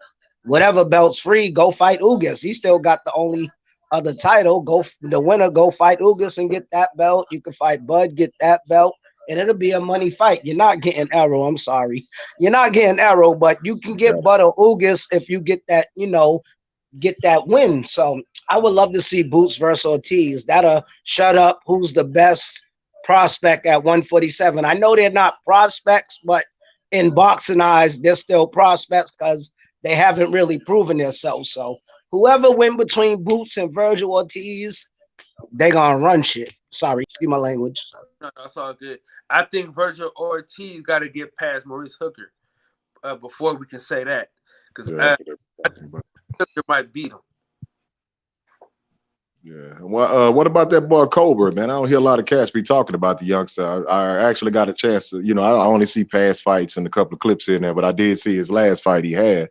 And towards the end, man, like I said, boy showed some heart, starched that boy, like for real. So I don't really hear very much about him. And a couple of people I've asked here and there, they don't really have too much to say about him. I'm just asking just to learn about the brother.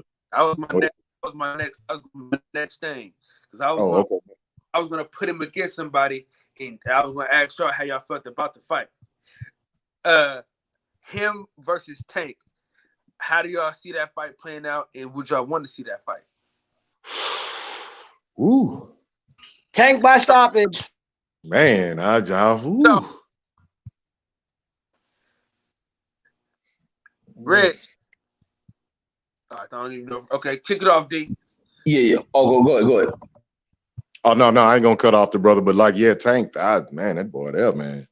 Tank a problem, man. Like, the thing is, like they said that about his defense and this and that, but Cobra was kind of getting hit a little bit that night too, man. I don't know about that one, man. I think Tank might put that boy somewhere he don't want to be.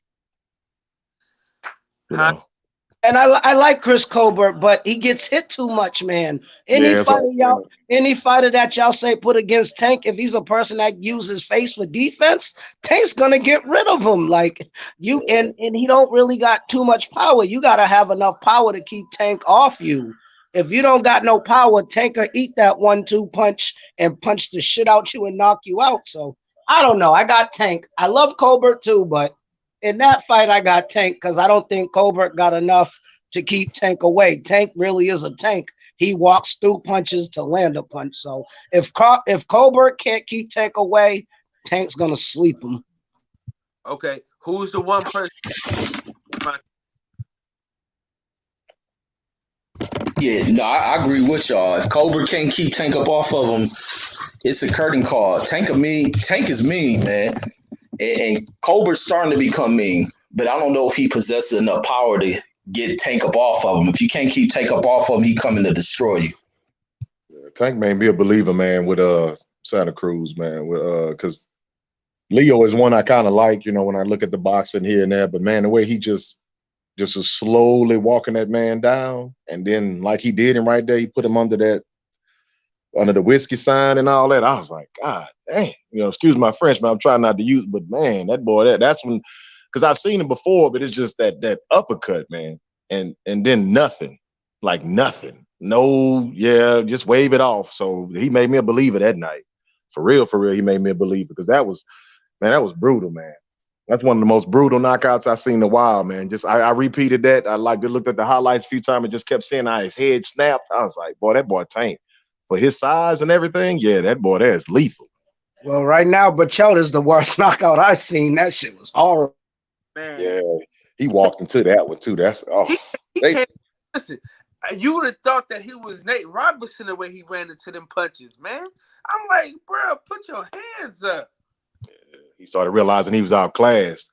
Everybody burst shelp. When they got to moving around here and there, especially like you say with that third or fourth round when he was doing the little stanky leg, I thought that was a wrap there. I thought, okay, they done. That's okay, enough here. Let me switch back over to this other fight. And I did. I was looking at Brazil, I think was fighting that. I switched back. The fight's still going. I'm like, man, what the heck? Like, this boy done came back. He a zombie, but you saw he was hurt, man. And like you said, he didn't.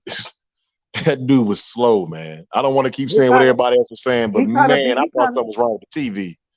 It kind of beat the one, because so far my candidate was that one where what's his name, New Big Baby. The way he knocked that dude out, that dude was snow angels for a minute before. You get worried when you see a person like laying there and you see the people around them like trying to see if there's, you know, if they can sit up and stuff. Like, I mean, when I see things like that, I'm happy that the person sat back up, because I care about fighters. And when I see you laid out like that for like 5 minutes, 4 or 5 minutes sleeping, yeah, you in bad condition.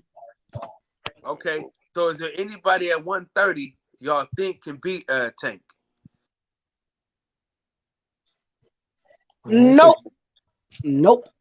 If, like you said, if you can't keep him off, because I thought Leo was gonna box him and move around and, you know, all that type stuff, but I don't know, man. If like you said, if you just can't keep him off of you and you don't have enough mustard on your shots, man, it's gonna be a long night. You know, especially once he feels it and it realizes that it ain't nothing. I saw that switch go off in his eyes. You know, I saw it when he started slowly creeping.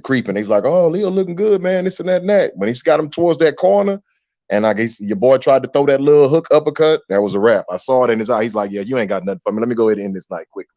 And that's what he did, bro. Like I say, that's when I saw what they call him Tank for. Like all these other knockouts, that's nice, this and that, and I've seen those, but it was just that killer instinct that he had, and he wanted to prove something. You know what I mean?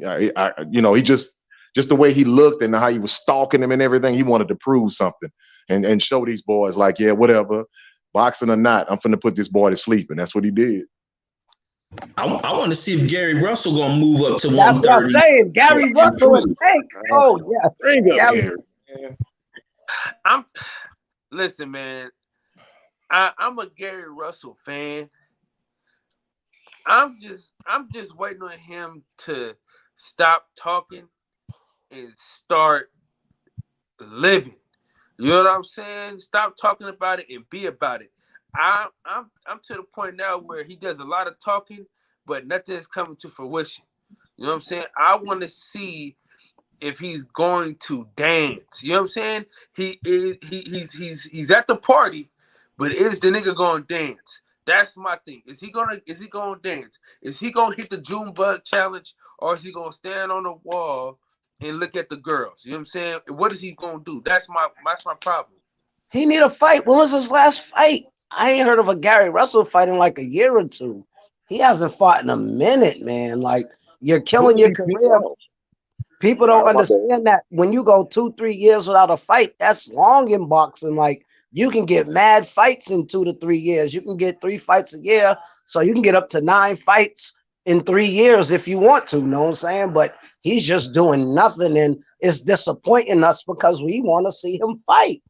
but he's not. He's just clout chasing and talking and send some papers, send some contracts, sign something. At least let us think you're about to fight. But we ain't heard nothing about Gary Russell since his last fight, and that was like what, 2 years ago? Like, what did he do? They keep saying, like, is it money? Is it contract? Is it promoters? I've even heard people say he just pissed off the wrong people. You know, like, because I've been trying to follow that guy, and with Batman and everything, almost every time I see anything with Batman, I jump on it just to see. Because, like I said, I do want to see Mr. Russell get down. Man, what is it, man? Like, what exactly is going on with Gary, man? Like, I still ain't really heard nothing nailed down. They always say, well, this wasn't right and this wasn't right, and they doing him wrong over there. Well, he didn't want this, and he's ducking that. But nobody's ever really like, I mean, because this dude walking around with a belt, what the hell is going on? Like, why is he not fighting? Is it money? Or like I said, did he piss off the wrong person and they just don't want to give him an opportunity, or what? Man, they be lying But so I much. thought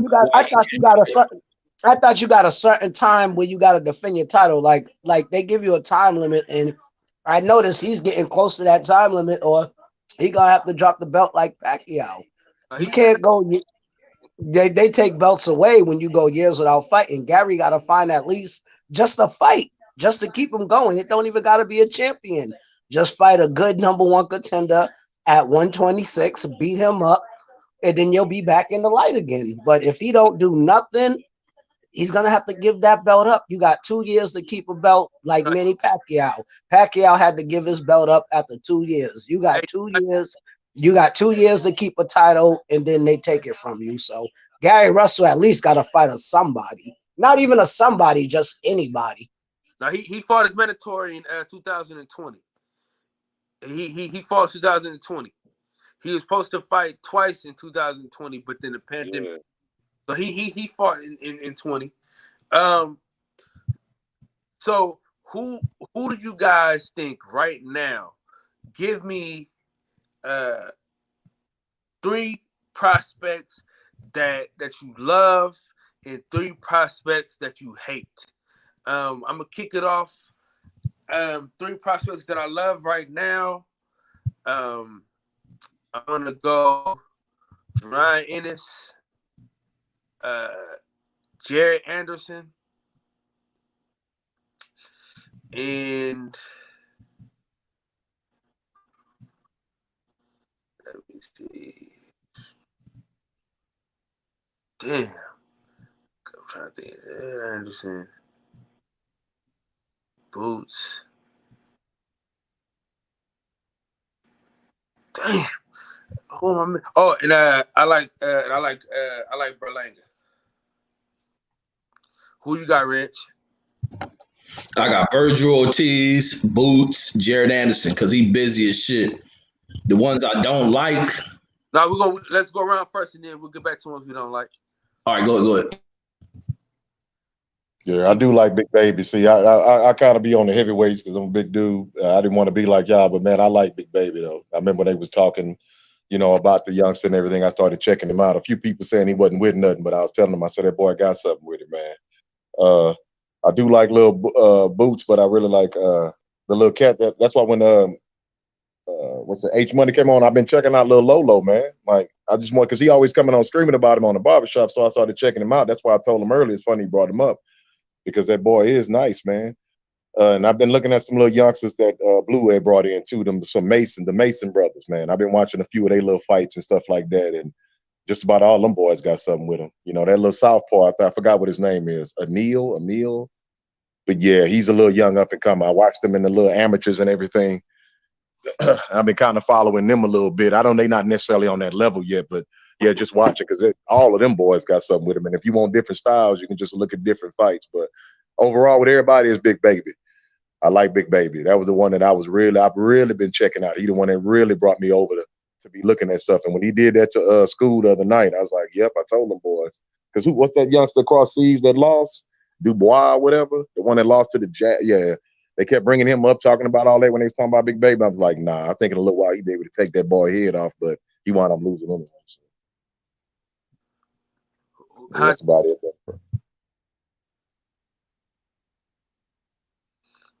All right, 3 prospects I don't like. Ryan Garcia. I don't like that guy. That boy Glass. I'm not completely sold on Virgil Ortiz. I'm not completely sold on him. He got to show me something different. I got to see some more of him. And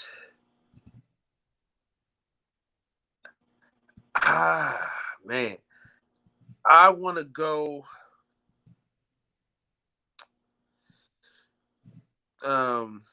What's bruh from Top Rank, man? Bruh from Top Rank. Theo. No. He fought Saturday. He fought this dude from Philly, and they were like high on him, but I don't know. You talking about Rodriguez? You talking about Edwin Rodriguez? I think so. He had like 10 knockouts, but he couldn't get it done against the dude from Philly. Oh, what he had Bray? You talking about the dude with the braids? You talking about Xander or some shit like that? Yeah. I think he a little overhyped. To me. Who you got, Rich?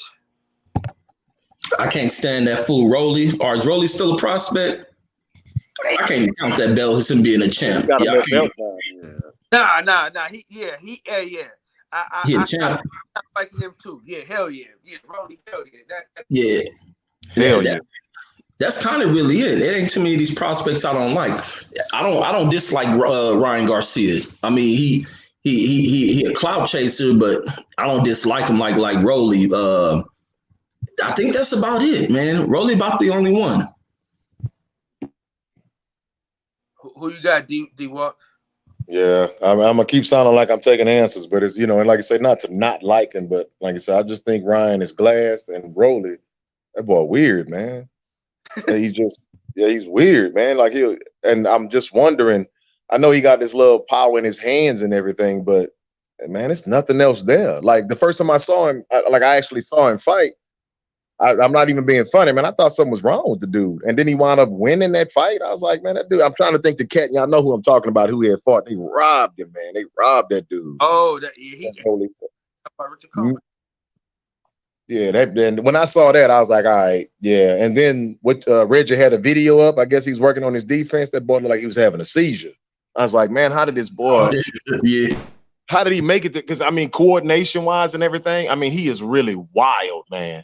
Like he's wild, bro. Like I'm just waiting because he gonna go to sleep. Soon as they move him with somebody with a little pop in they little shots, man, they gonna put him to sleep. I don't know what everybody see with him, and I don't want to knock the man, but I'm like, what the hell do they see in this boy? I know he hit hard, whatever, but other than that, man, he ain't got nothing else going on with him, like at all. See, my three that I got my prospects, Big Baby, you're right on that one. And Colbert still, because he don't got a belt, so he's still a prospect. And my number one is Gary Antonio Russell. I really think that boy gonna be bad, but he gotta get a fight. Oh yeah, you talking about? Hey, I thought Colbert had a belt. What belt Colbert got then? What's that little belt he be having? That's just a little cheap belt. It ain't the major one. It's a silver, a diamond. I don't know which one, but it's not the regular belt. But like I got Colbert, Big Baby, and Gary A. and Antonio as my three prospects. The people I don't like you said, Rolly, I don't like him, and I don't know. I can't find people I don't like. That's the hardest one. That's the hardest one for me to think about. I've been thinking the whole time y'all talking about. I've been have my three of our favorites, but it's hard to figure three I hate because I don't hate none of them. That boy, yeah. Man, I ain't the great philosopher Reggie Owens. So man, we gonna get out here in a few seconds. I want everybody to go around and tell us where to find you guys at, as far as Instagram, Twitter, whatever, what have you. If you got a boxing page that's active, let us know, and we're gonna head out from there. Reg. Yes, sir. Yeah, y'all can find me here on YouTube, Boxing Conversation with Reggie Owens. What's that? YouTube? No, what's that? Instagram? What's that? Reggie 76544. So that's my name with the zip code for Killeen, Texas. And that's about it. Just Instagram and YouTube. For sure. D-Walk. Oh man, like Reggie already know what it is, man. The only thing I really have is a YouTube, man. To be honest, I've been thinking about trying to venture out and say this all this boxing talk and the brothers been making me think I need to be a little more interactive. So hopefully here soon I'll have something besides just YouTube. That's why I don't have any content on here or nothing like that. But you cats inspirational, man. I've been thinking that I need to, because I've always been told that I'd be good at interviewing people and stuff like that. And I don't want to come on here always sound like I'm bragging or nothing, but this is me and my insecurity trying to do something different. And like you say, use talents that you maybe should have used before. So hopefully, like I said, in the future, because I'm gonna start like you learning right now about StreamYard and all that. Man, I'm gonna start picking y'all brain. I just didn't want to get on here and, like I said with Reggie before, be all out in the internet somewhere. You don't know me, you don't know my intentions or nothing. So I was hoping, I can just win y'all over with my character as much as I can on here, because I was gonna start asking y'all a million questions, because I'm looking to do something along those lines. But so right now I'm just on YouTube, man. Yeah, man. I'm always here to help folks. So anything, man, I got you, Damon. Yeah. My new nickname, substitute teacher, man. That's my new nickname. Go ahead. I don't know. I don't got no channel, but it's weird because when I go look at my YouTube thing, I got 30 people subscribed to me and I don't even got a channel. I'm like, how do I got 30 subscriptions and I don't got no channel? I don't put out no videos or nothing. So it's like, it's kind of making me, people keep saying D Hodges start a channel, like just a comedy channel, because I can't really like talk about like Indians and Black African history. That's too much. I gotta go research. That's too much. But I do kind of want to start a channel, but I don't got an Instagram or Twitter, none of that. You can follow me on Facebook at Daryl Hodges, my real name. Other than that, I don't do social media. I chill. I'm just a participator. I like to participate because it's hard. People don't understand how hard it is to. That's why I respect Reggie O, Blue Blood, Legendary Top Cat. Yeah. All them, because you got to do mad research before you start the show. So I can't do it. So I'm just a participator. But you can follow me, Daryl Hodges, at Facebook if you want to. For sure. It's been real. This is the substitute teacher, Cool Kyle, the boxing section. Whenever Reg doesn't go live, you can expect the boxing section to go live in this place. Man, I appreciate y'all coming out, spending y'all time, taking y'all time. We're going to continue to keep our foot on their neck. And we're going to continue to push great content, man. I appreciate you boys, man. Until next time, peace. LDBC, salute everybody. LDBC all day, baby. Salute to the LDBC and salute to everybody that's watching. I appreciate y'all, man. 100%, man. Peace. Peace.